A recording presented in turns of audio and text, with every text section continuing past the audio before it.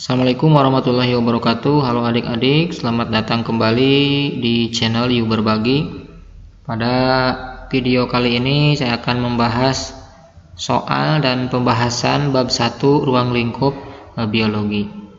Nah, untuk mengurangi durasi waktu video ya supaya tidak terlalu panjang, saya tidak membahas terlalu mendetil ya, hanya sekilas membahasnya. Baik, langsung saja kita masuk ke nomor yang pertama. Ini ada soal. Cabang biologi yang mengkaji hubungan timbal balik antara makhluk hidup dengan lingkungannya adalah A. Zoologi, B. Ekologi, C. Sitologi, D. Botani, E. Evolusi.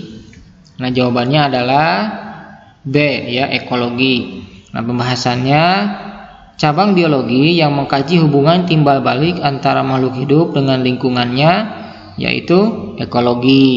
Nah, ekologi ini mengkaji tentang ekosistem. Nah, sedangkan zoologi yaitu cabang biologi yang mengkaji tentang hewan. Nah, sitologi mengkaji tentang sel. Kemudian botani mengkaji tentang tumbuhan, dan evolusi mengkaji perubahan makhluk hidup dari masa ke masa. Nah, untuk lebih lengkap mengenai cabang-cabang ilmu biologi beserta pengertiannya, silahkan pelajari pengertian biologi dan cabang-cabang biologi. Silahkan dilihat di deskripsi video ini ya. Nanti adik-adik akan diarahkan ke banksoalbiologi.com. Di sana sudah ada macam-macam cabang biologi ya beserta pengertiannya. Nah, itulah, jadi jawabannya adalah B. Kemudian soal nomor 2. Mikologi merupakan cabang biologi yang mengkaji A. virus, B. jaringan, C. jamur, D. sel, E. jasad renik. Nah, ini jawabannya adalah C ya. Nah, pembahasannya, mikologi itu merupakan cabang biologi yang mengkaji tentang jamur atau fungi ya. Nah, kemudian jaringan itu dipelajari dalam histologi. Kemudian sedangkan sel dipelajari dalam sitologi. Kemudian jasad renik itu dipelajari dalam mikrobiologi. Jadi mempelajari makhluk hidup yang ukurannya sangat kecil ya, tidak bisa dilihat dengan mata biasa atau mata telanjang. Nah, sama ya, ini hubungannya dengan nomor 1 itu sama ya soalnya. Silakan dipelajari saja di bank soal biologi, ada ya, silakan. Kemudian nomor 3. Mekanisme dan hukum-hukum pewarisan sifat dikaji dalam A. anatomi, B. fisiologi, C. morfologi, D. ekologi, dan E. genetika. Jawabannya adalah E. Pembahasannya, nah, genetika merupakan cabang ilmu biologi yang mengkaji pewarisan sifat keturunan gitu ya. Kemudian untuk yang A anatomi mempelajari tentang struktur organ dalam ya pada makhluk hidup. Nah, kemudian untuk fisiologi itu mempelajari tentang fungsi struktur alat tubuh hewan atau manusia yang makhluk hidup. Nah, kemudian morfologi mempelajari tentang bentuk-bentuk tubuh suatu organisme. Kemudian ekologi tadi sudah dibahas ya, hubungan timbal balik. Jadi hubungan antara makhluk hidup dengan lingkungannya. Dan E, cabang biologi mengkaji pewarisan sifat. Kemudian nomor 4. Wabah flu burung telah menimbulkan kerugian besar bagi para peternak unggas. Cabang biologi yang mempelajari tentang penyebab penyakit tersebut adalah A. virologi, B. sitologi, C. ekologi, D. bakteriologi, E. entomologi. Nah, ini jawabannya jelas ya, jawabannya adalah A. virologi. Nah, karena virologi itu merupakan cabang biologi yang mengkaji tentang virus ya. Ya, sedangkan sitologi itu mengkaji tentang sel. Nah, sedangkan ekologi mengkaji tentang ekosistem ya. Kemudian bakteriologi itu mengkaji tentang bakteri, sedangkan entomologi mengkaji tentang serangga. Kemudian nomor 5. Sejarah kehidupan makhluk hidup pada masa lampau dapat dipelajari melalui peninggalan fosil. Nah, cabang biologi yang mempelajari fosil adalah A. Ekologi, B. Paleontologi, C. Taksonomi, D. Ornitologi, E. Entomologi. Nah, jawabannya adalah B. Paleontologi. Nah, cabang biologi yang mengkaji fosil yaitu paleontologi. Nah, sedangkan taksonomi itu mengkaji pengelompokan makhluk hidup. Kemudian ornitologi mengkaji tentang unggas ya, burung. Entomologi mengkaji tentang serangga. Kita lanjutkan ke soal nomor 6. Akhir-akhir ini ada berita bahwa ibu-ibu yang sedang hamil dan minum obat tertentu ternyata melahirkan bayi yang cacat. Nah, ilmu yang mempelajari cacat lahir selama dalam kandungan disebut A. Embriologi, B. Genetika, C. Patologi, D. Mikrobiologi, dan E. Fisiologi. Nah, ini jelas ya, jawabannya adalah A. Embriologi. Nah, apa itu embriologi? Embriologi merupakan cabang ilmu biologi yang mengkaji tentang embrio. Kemudian patologi mengkaji tentang penyakit ya. Kemudian mikrobiologi dan fisiologi serta genetika sudah tadi kita bahas ya. Nah, kita lanjutkan ke nomor 7. Setelah tanaman diberi tambahan pupuk urea, rata-rata tumbuhan tinggi tanaman menjadi 1 cm per hari. Dari kegiatan tersebut yang termasuk variabel terikat adalah A. Variasi dosis urea, B. Penyuluh, C. Induk tanaman, D. Rata-rata tambahan tinggi tanaman, kemudian E. Air. Nah, ini jawabannya adalah D. Rata-rata pertambahan tinggi tanaman. Nah, pembahasannya, variabel terikat atau variabel respons adalah hasil dari perlakuan yang berbeda dalam percobaan. Nah, variabel terikat merupakan akibat dari variabel bebas. Nah, dari percobaan di atas, yang merupakan variabel terikat yaitu rata-rata pertumbuhan tinggi tanaman. Sedangkan yang menjadi variabel bebasnya yaitu variasi pupuk urea. Nah, untuk lebih jelasnya silakan dilihat kembali pada video-video sebelumnya ya. Silakan untuk dipahami tentang variabel bebas, variabel terikat ini. Kita lanjutkan ke soal nomor 8. Deskripsi hasil pengamatan terhadap objek biologi dengan indera penglihatan adalah A. Bau dan rasa, B. Warna dan rasa, C. Suara dan ukuran, D. Bau dan warna, E. Bentuk dan ukuran. Nah, ini jawabannya adalah E. Bentuk dan ukuran.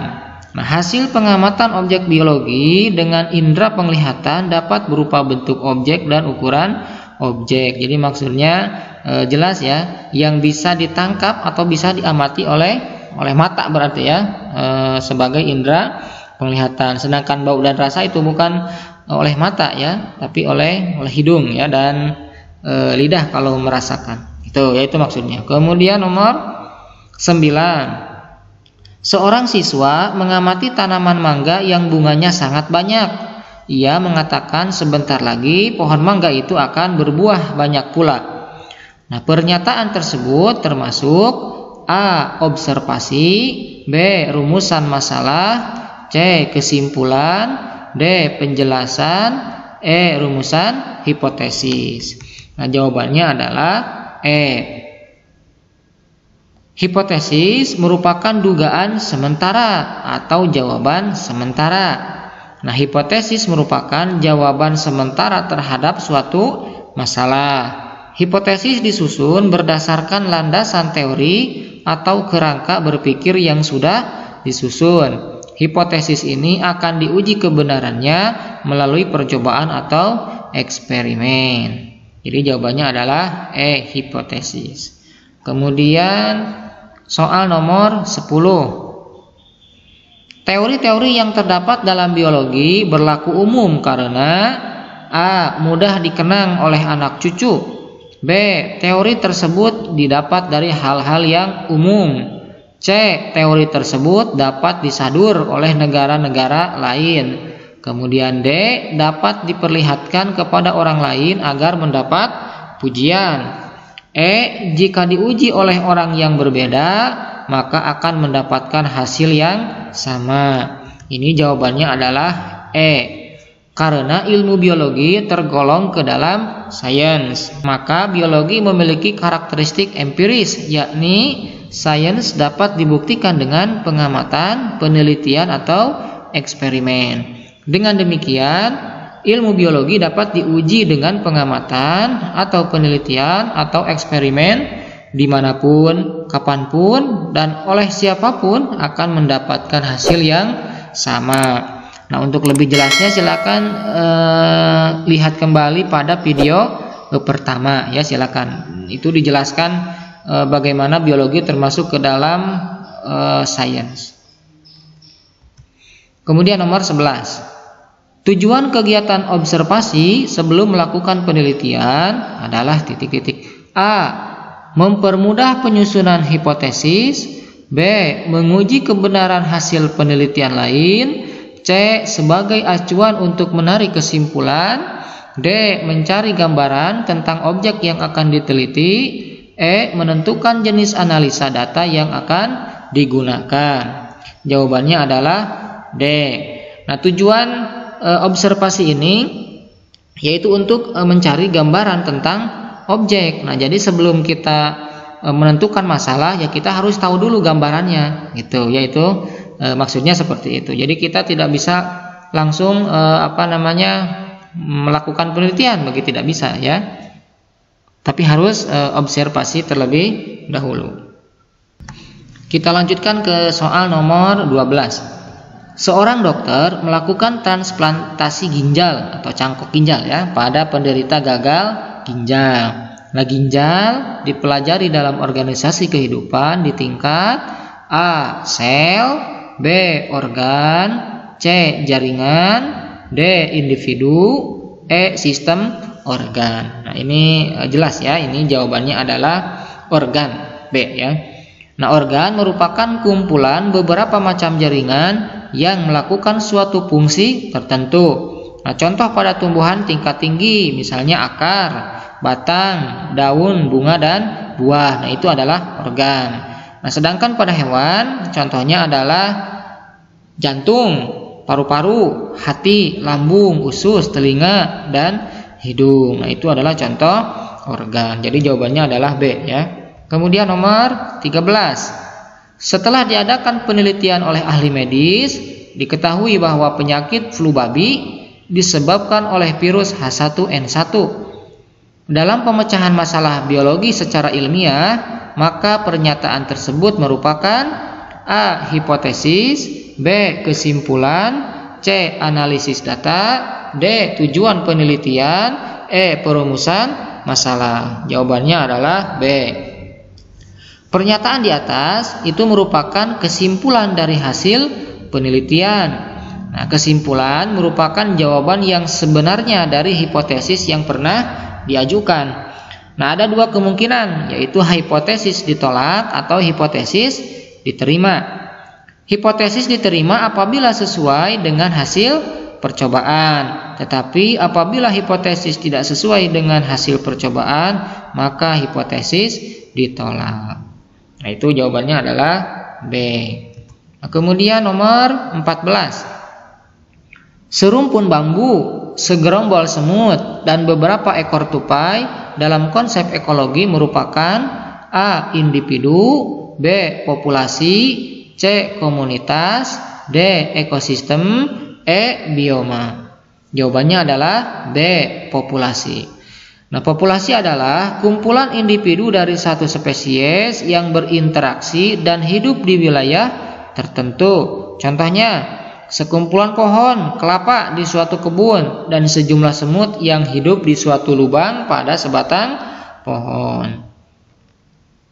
Kemudian soal nomor 15. Peningkatan jumlah kendaraan bermotor dapat memicu terjadinya pemanasan global. Pemanasan global merupakan permasalahan biologi di tingkat A. Individu, B. Populasi, C. Komunitas, D. Ekosistem, E. Biosfer. Jawabannya adalah E. Biosfer. Apa itu yang dimaksud dengan biosfer? Yaitu lapisan bumi yang di dalamnya terdapat kehidupan. Nah, bumi yang menjadi tempat kita hidup ini merupakan biosfer. Nah, biosfer mempunyai ciri utama, yaitu mengandung oksigen yang sangat dibutuhkan untuk menunjang kehidupan organisme. Pemanasan global merupakan permasalahan dalam tingkat biosfer. Kemudian soal nomor 16. Seorang siswa sedang mengamati tipe berkas pengangkut pada tanaman jagung. Hal ini berarti siswa tersebut mempelajari organisasi kehidupan di tingkat A. Sel, B. Organisme, C. Jaringan, D. Individu, E. Sistem organ. Jawabannya adalah B. Organ.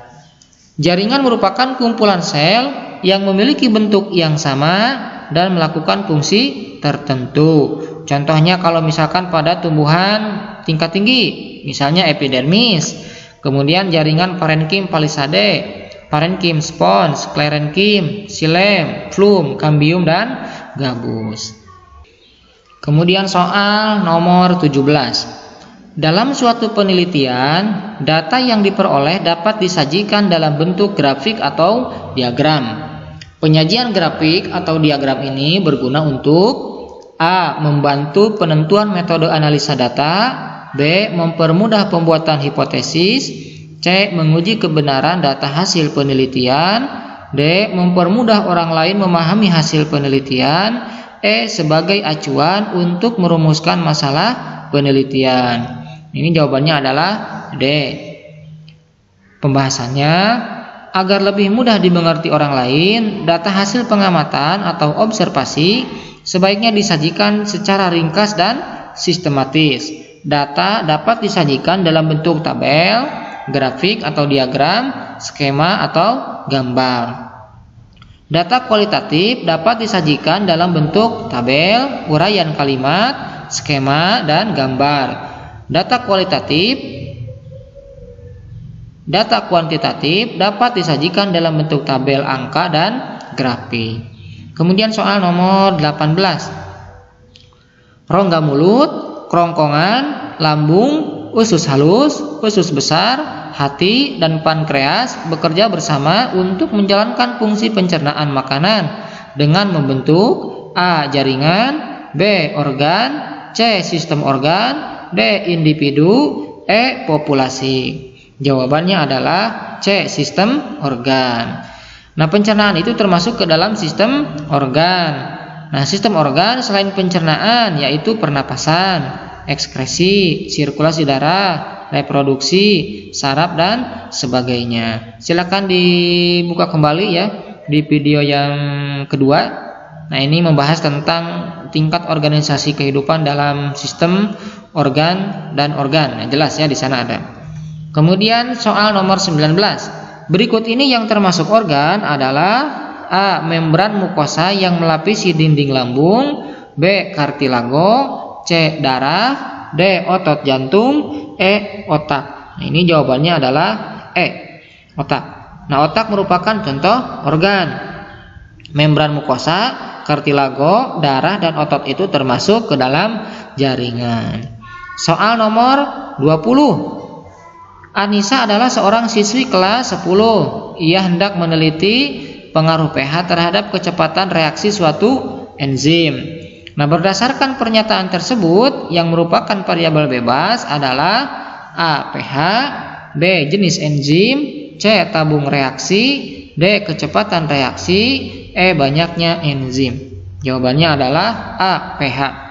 Nah, dalam pengamatan tersebut pH termasuk variabel bebas, sedangkan variabel terikatnya yaitu kecepatan reaksi. Kemudian soal nomor 21. Data yang merupakan hasil pengamatan kualitatif adalah A. Panjang tubuh ikan 10 cm, B. Rumput berakar serabut, C. Volume zat cair 5 mili, D. Berat tubuh tikus 1 kg, E. Panjang tubuh tikus 8 cm. Jawabannya adalah B. Data kuantitatif merupakan data yang dapat dinyatakan dengan angka, sedangkan data kualitatif tidak dapat dinyatakan dengan angka. Nah, rumput berakar serabut itu adalah kualitatif. Soal nomor 22. Tahapan kerja ilmiah yang benar adalah A. Eksperimen, prediksi, kesimpulan, hipotesis. B. Observasi, prediksi, hipotesis, kesimpulan. C. Observasi, hipotesis, eksperimen, kesimpulan. D.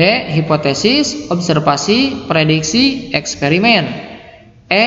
Eksperimen, prediksi, hipotesis. Jawabannya adalah C. Yang benar adalah C ya. Nah, langkah-langkah dalam metode ilmiah adalah sebagai berikut. Yang pertama, menemukan dan merumuskan masalah. Kemudian yang kedua, mengumpulkan informasi atau data. Kemudian yang ketiga, menyusun hipotesis atau dugaan sementara. Kemudian yang keempat, melakukan percobaan untuk menguji kebenaran hipotesis. Kemudian yang kelima, mengolah hasil percobaan atau analisis data. Kemudian yang keenam itu membuat kesimpulan. Nah, kemudian yang terakhir, mengkomunikasikan hasil penelitian kepada khalayak. Soal nomor 23. Berikut ini yang bukan merupakan opini adalah A. Anak itu memiliki 12 butir kelereng. B. Senyum anak itu sangat manis. C. Pak Dede mengenakan setelan yang rapi. D. Ibu Desi adalah guru yang sangat baik. E. Rambut anak itu indah. Nah, jawabannya adalah A. Senyum anak itu sangat manis itu merupakan opini. Jadi opini itu adalah pendapat seseorang ya, dan belum dipastikan kebenarannya. Nah, sedangkan kalau fakta itu keadaan yang sebenarnya.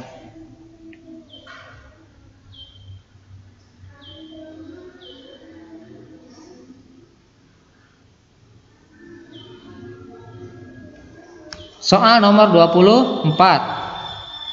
Berikut ini sikap ilmiah yang harus dimiliki oleh seorang peneliti atau ilmuwan kecuali A. tekun, B. teliti, C. objektif, D. pandai bertanya, E. jujur. Jawabannya adalah D. Nah, sikap ilmiah yang harus dimiliki oleh seorang peneliti diantaranya yaitu peka dan kritis terhadap fenomena atau kejadian alam, tidak percaya pada tahayul yang kebenarannya tidak dapat dibuktikan, memiliki rasa ingin tahu yang tinggi, memiliki minat yang besar untuk dapat menghasilkan suatu produk sains, berpikir logis, terbuka, serta mau menerima kritik dan pendapat orang lain. Kemudian jujur dan objektif terhadap penelitian yang dilakukan, teliti, tekun, dan tidak mudah putus asa ketika melakukan penelitian, optimis terhadap keberhasilan peneliti, bersikap hormat terhadap peneliti lain ataupun orang lain. Terakhir, menghargai hasil penelitian dan penemuan orang lain. Nah, itu adalah contoh sikap ilmiah. Kemudian nomor 25. Seorang